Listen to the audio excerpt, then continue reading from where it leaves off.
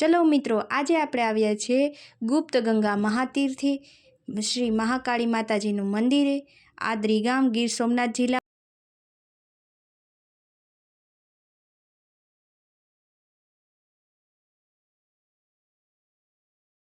चलो मित्रों, जय माताजी। तो આપણે જઈ રહ્યા છીએ મહાકાળી માતાજીના મંદિરે અને ગુપ્ત ગંગા મહાતીર્થના દર્શન કરવા। અહીં અને ઋષિ દુધીજીનું તપોભૂમિ પણ આ જગ્યા કહેવાય છે। તો અહીંની કહાની અને શું છે આ ગુપ્ત ગંગા, તો આગળ આપણે મહાકાળી માતાજીના મંદિરના દર્શન કરી અને તેની કહાની પણ સાંભળીએ। તો ચલો, આપણે ગુપ્ત ગંગા મહાતીર્થ આદરી ગામે આવી ગયા છીએ અને અહીંયા મઠ પણ આવેલો છે જે નાથ સંપ્રદાય સાથે જોડાયેલા હોય છે। ચલો, તો હવે આપણે મહાકાળી મંદિરના દર્શન કરીએ, માતા મહાકાળીજીના દર્શન કરીએ। તો અને સાથે અહીં છે દધીચી ઋષિની તપોભૂમિ, ગુપ્ત ગંગાજી મહાતીર્થ, એ બધાનું એક પછી એક આપણે દર્શન કરવાના છે અને એની કહાની જાણીએ। તો આ મહાકાળી માતાજીનું મંદિર, હમણાં જ આપણે વાત કરી એમ નમો નારાયણ વિશ્વ જાગૃત મહારાજીને અહીં આશ્રમ છે, જેની જીવંત સમાધિ અહીં આવેલી છે।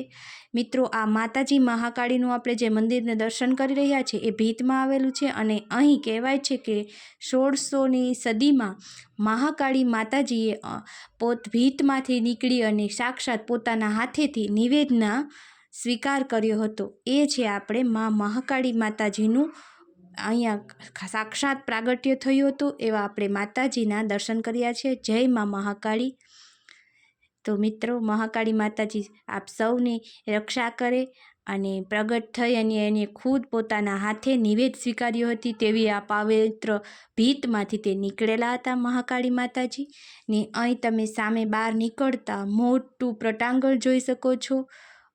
બાજુમાં દધીચી ઋષિની તપોભૂમિ કહેવાય છે એવું આ જગ્યા।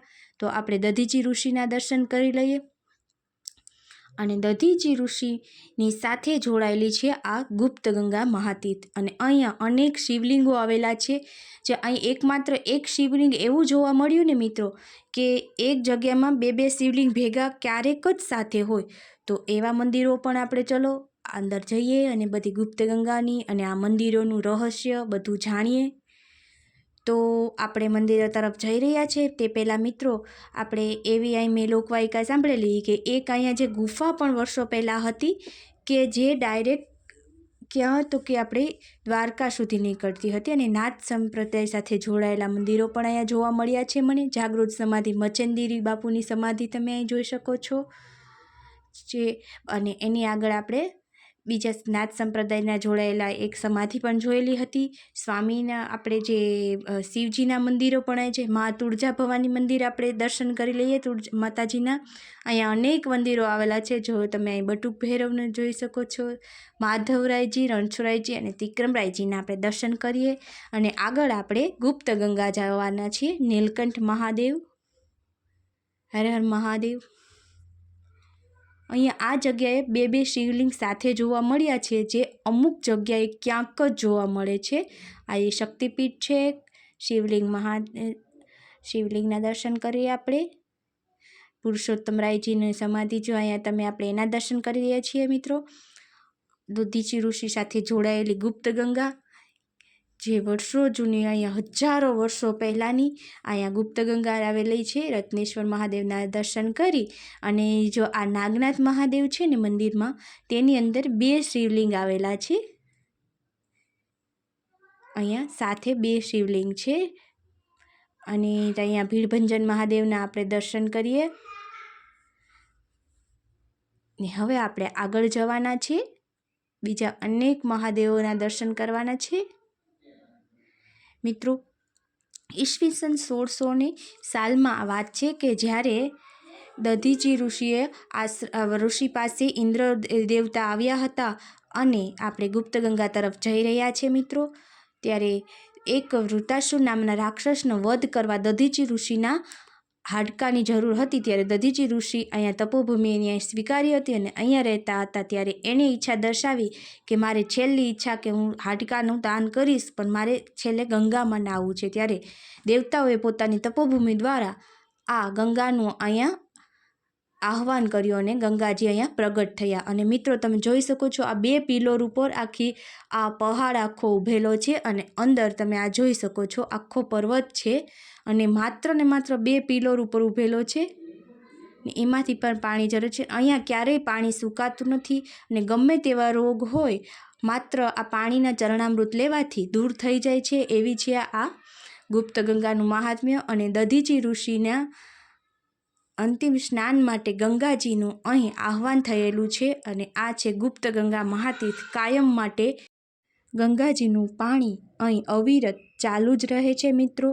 તો આપણે એવા ગુપ્ત ગંગા મહાતીર્થના દર્શન કર્યા. અહીંયા ગમે તેવી ઉધરસ હોય, અહીંયા કાચબો પણ એક દેખાયો હતો, જો આગળ દેખાય તો આપણે જો આવ્યો છે.